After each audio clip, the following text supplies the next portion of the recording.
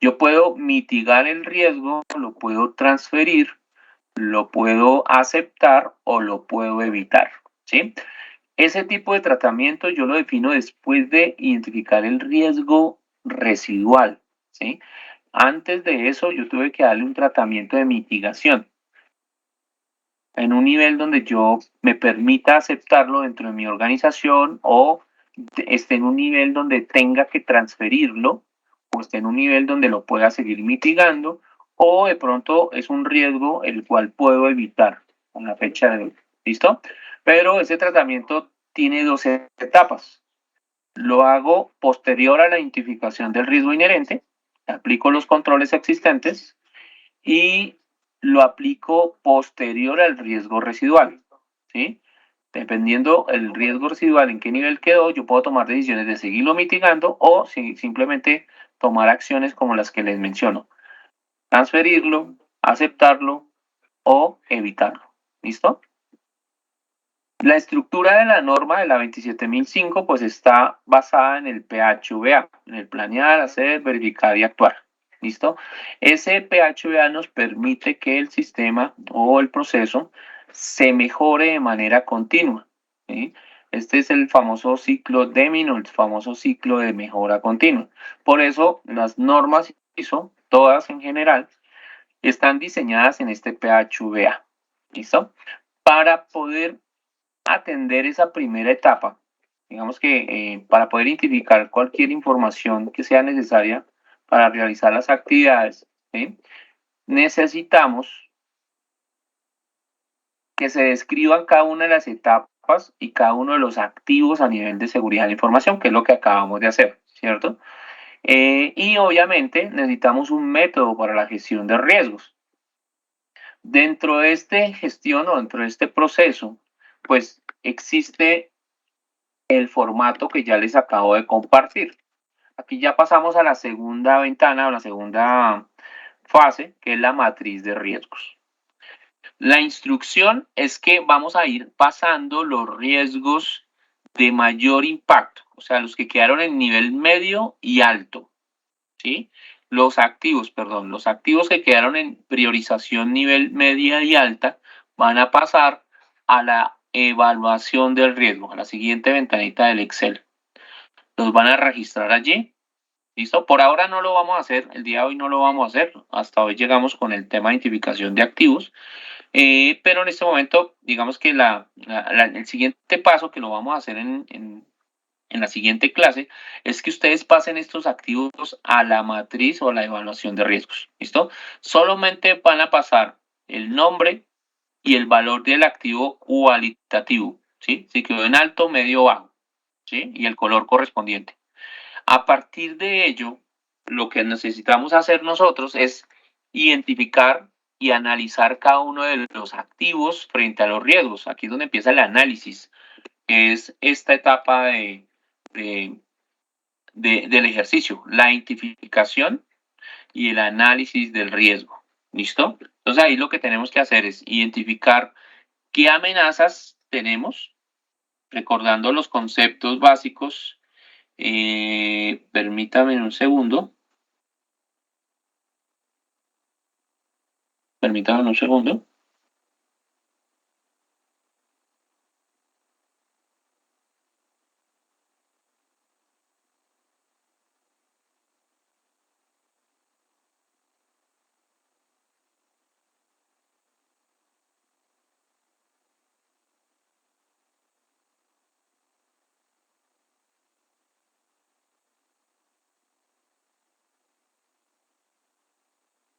Perdón, que estaba aquí atendiendo una llamada que me hacían de Icontec.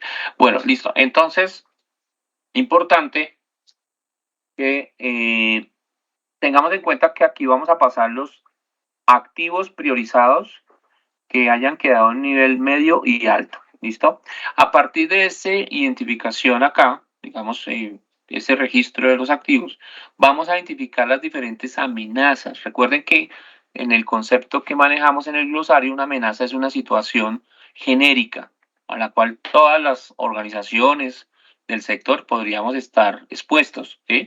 Fallas tecnológicas, pues Una falla tecnológica la puede tener cualquier empresa, ¿sí? Es algo muy genérico, diferente al riesgo, ¿no? Que es algo específico. Si esa amenaza genera un riesgo, sería la pérdida de la información core de negocio. Pérdida, daño. Recuerden que el riesgo lo voy a identificar siempre teniendo en cuenta los lineamientos, los pilares de seguridad de la información. La disponibilidad, la integridad y la confidencialidad. ¿Listo?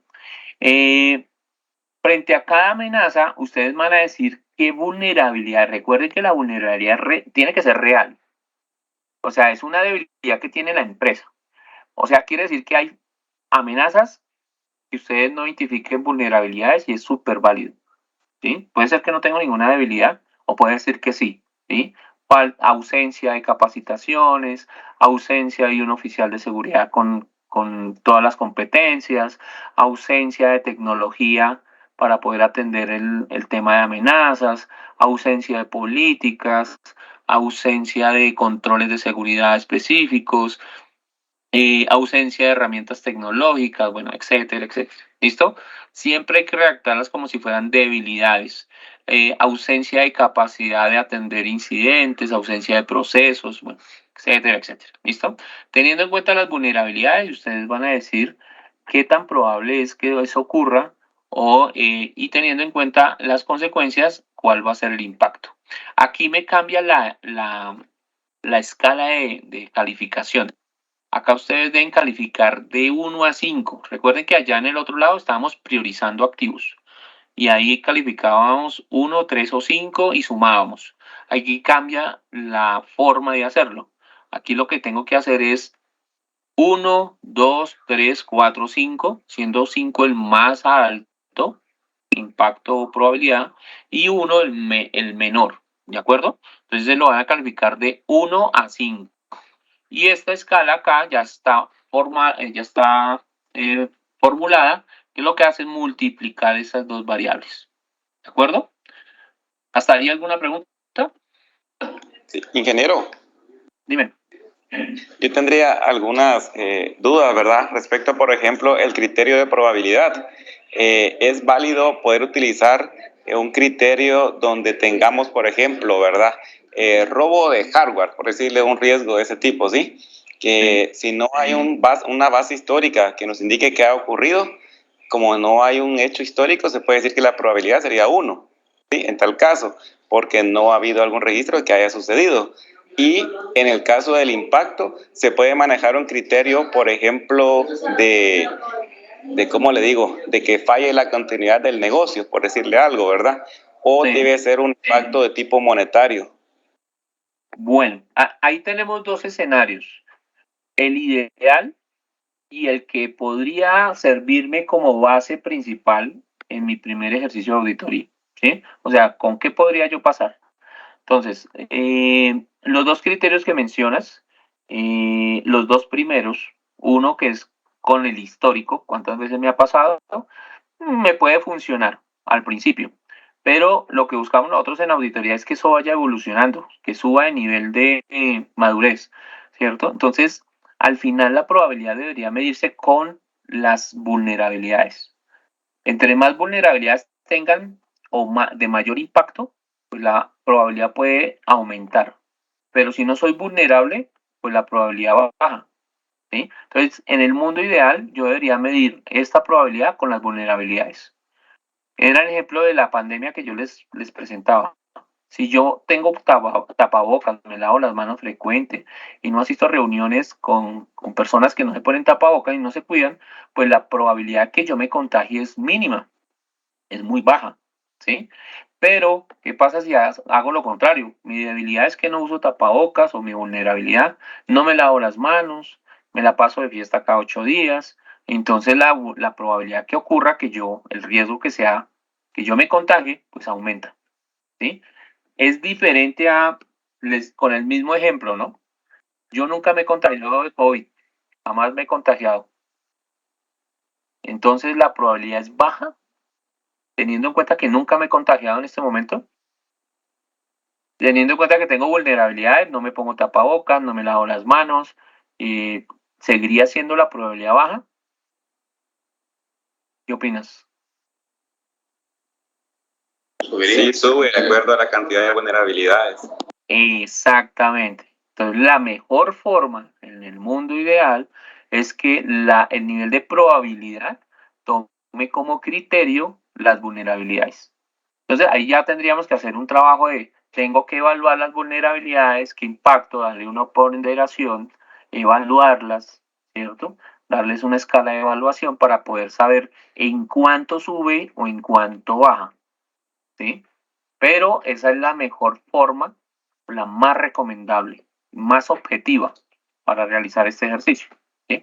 Pero con el historial de cuántas veces me ha pasado y eso, pues es válido, pasa por primera vez, ¿sí? En la auditoría te van a decir, bueno, sí, pasa, está bien esa medición, pero siempre te van a hacer recomendaciones de, venga, hágalo de manera objetiva, con las vulnerabilidades es mucho mejor y genera información de mayor peso para tomar decisiones, ¿sí? Porque al final los controles tienen que estar enfocados a eliminar esas vulnerabilidades, ¿sí? De esa forma yo ya puedo escoger qué controles me sirven y cuáles no me sirven. ¿De acuerdo? Lo mismo pasa con el impacto. El impacto yo debo tener es la consecuencia. El mundo ideal sería que la consecuencia estuviera representada en dinero, tema financiero, ¿cierto? Que me diga multas, pero ¿de cuánto? De 100 pesos, de $100. Para la empresa eso no es representativo, o sea, el impacto es mínimo, uno, pero eso depende mucho del tipo de empresa, porque $100 para una multinacional puede ser insignificante, pero para una empresa pequeña que está iniciando, $100, perder $100 puede ser de gran impacto. Entonces eso va a depender mucho del tipo de empresa y obviamente lo ideal para medir el impacto sería ese nivel financiero, ¿sí? Que significa que se materialice ese riesgo. En el mundo que hoy en día manejamos, o sea, para que logren pasar el tema de auditoría, que pueden cumplir, bueno, podemos decir que el impacto lo puedo medir en función de capacidad. Entonces, si afecta a una persona, le pongo 1 o baja, impacto bajo. Si afecta 2 personas, impacto mínimo, que podría ser en 2. Si afecta un proceso, le puedo poner 3. Si afecta un área, le puedo poner 4. Y si afecta a toda la empresa, le puedo poner 5, catastrófico. Esa es una forma viable de medir el impacto también cualitativamente, ¿cierto? Y pasaría para un proceso de auditoría. Sin embargo, siempre van a surgir las recomendaciones. Tengan en cuenta las consecuencias, pero traten de llevarlo a un nivel financiero, esas consecuencias. Aunque a veces las consecuencias no necesariamente tienen que ser una multa, puede ser reputacional, ¿cierto? Que pierdan clientes. Entonces, ese tipo de impacto es catastrófico para la organización. ¿De acuerdo? No sé si respondí tu pregunta. Listo, listo. Claro, claro, gracias. Vale, con gusto. Bueno, siguiendo en la línea, por acá, ya tendríamos hasta acá la identificación del riesgo con nuestros activos, ya haríamos nuestra primera identificación de riesgo residual, ¿cierto? Y empezaríamos a hacer nuestros análisis, identificación de amenazas, identificación de consecuencias, el impacto, la probabilidad, ¿cierto? Y cuando hago la multiplicación acá, es donde estamos haciendo la valoración del riesgo, que es esta última actividad de esta etapa. Inge, perdón, una consulta más. Dime. Volviendo a lo anterior, del tema para lo del cálculo de la valoración del impacto. Sí. ¿Pudieran ir mezcladas valoraciones cualitativas y otras cuantitativas o tendría que ser de un solo tipo?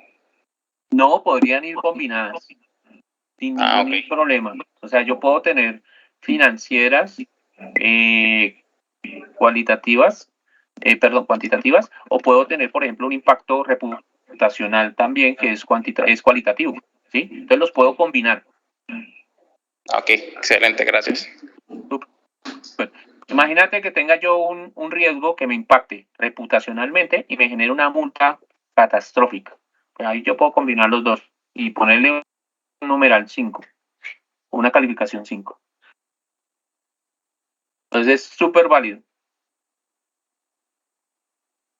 Bueno, muy bien. Continuemos acá.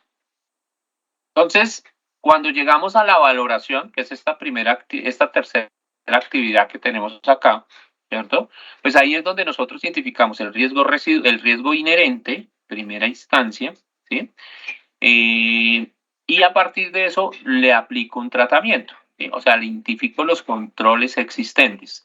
Los controles existentes es lo que hoy en día la empresa aplica realmente, ¿sí? Lo que hoy en día es real para la organización. Allí no ponemos ideales.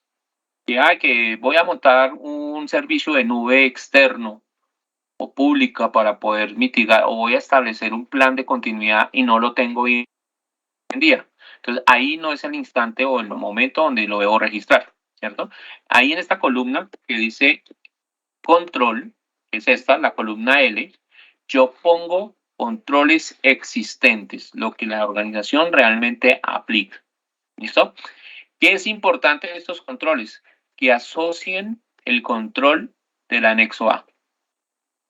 ¿Sí? Ustedes van a decir, yo tengo un plan de continuidad. Ah, muy bien, ese tiene que ver con el A. Bueno, esto no concuerda con la versión anterior, perdón, con la versión actual, sino con la versión anterior. Pero en temas de continuidad, A es el A8, creo que es el 22, si no estoy mal, no recuerdo bien.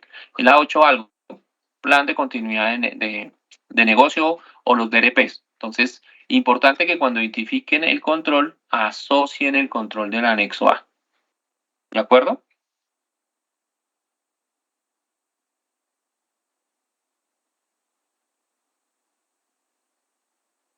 ¿Preguntas?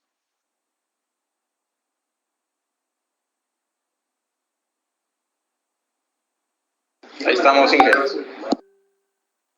Muy bien, listo. Cuando ya tengamos los controles existentes, pues tenemos que volver a medir el riesgo para identificar el riesgo residual. ¿Sí? Entonces, dependiendo del tipo de control, recuerden que hay 3 tipos de controles, el preventivo, el correctivo y el detectivo, pues yo voy a lograr disminuir o probabilidad o impacto. ¿Sí? Aquí lo que estamos haciendo es mitigando. Entonces, dependiendo del tipo de control, yo ya sé que se mueve la probabilidad y el impacto. Recuerden esto, los controles preventivos disminuyen probabilidad. ¿Listo? Y los controles correctivos disminuyen impacto. En el mundo ideal, pues yo debería tener de los 2 tipos de controles. Pero a veces, pues el presupuesto me da para tener un solo control, o correctivo o preventivo. Pero yo ya sé que mi riesgo solamente va a disminuir o en probabilidad o en impacto. Pero en el mundo ideal, ustedes deberían tener de los 2 o los 3 tipos de controles. ¿No? Bueno, muy bien. Preguntas, dudas, sugerencias hasta el momento. ¿Vamos bien? Todo excelente, Inge. Excelente, súper. Bueno, ¿les parece si dejamos por hoy hasta aquí? Nos veríamos mañana.